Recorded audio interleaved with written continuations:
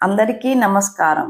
ఈరోజు మనం ఒక మగాడి కథ అనే అంశం గురించి తెలుసుకుందాం. ఒక మగాడి కథ పుట్టిన క్షణం నుంచే ప్రారంభమవుతుంది.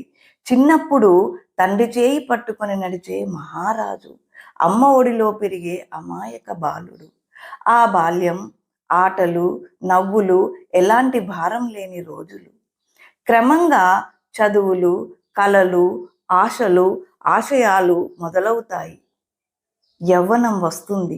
అప్పుడే బాధ్యతల తలుపు మెల్లగా తెరుచుకుంటుంది. తన గురించి కాదు, కుటుంబం గురించి ఆలోచించడం మొదలవుతుంది. తండ్రి గురించి, తండ్రి పడే వేదన గురించి అర్థం చేసుకోవడం మొదలవుతుంది. వైవాహిక జీవితం కొత్త బాధ్యతలకు నాంది. పిల్లలు పుడతారు. ఆ రోజే అతను పూర్తిగా మారిపోతాడు. తన కన్నీళ్లను దాచుకుని భార్యా పిల్లల ముఖంలో ఆనందం చూడాలని బ్రతుకుతాడు. తన కోరికలు వదిలి వారి కోసం కలలు కంటాడు. బయట ప్రపంచంతో పోరాడుతూ ఇంట్లో నవ్వులు పంచుతాడు. కొన్నిసార్లు పిల్లల విషయంలో కఠినంగా ఉంటాడు.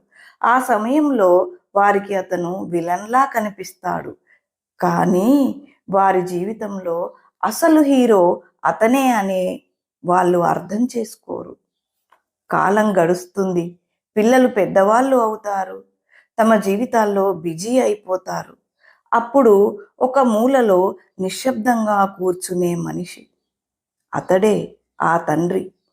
ఒకప్పుడు అందరికీ బలం అయిన వాడు ఇప్పుడు మౌనంగా మారిపోతాడు. ఒకరోజు ఆలోచన వస్తుంది, నా తండ్రి ఎంత చేశాడో. కానీ ఆ రోజు వచ్చేసరికి తండ్రి ఉండడు.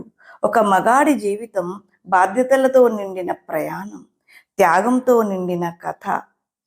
ఆయన ప్రేమను అర్థం చేసుకునే లోపే సమయం దూరం తీసుకుపోకుండా చూసుకుందాం. తండ్రి విలువ ఆయన లేకపోయిన తర్వాత కాదు, ఉన్నప్పుడే గుర్తించాలి. మరి మీరేమంటారు? Thank you.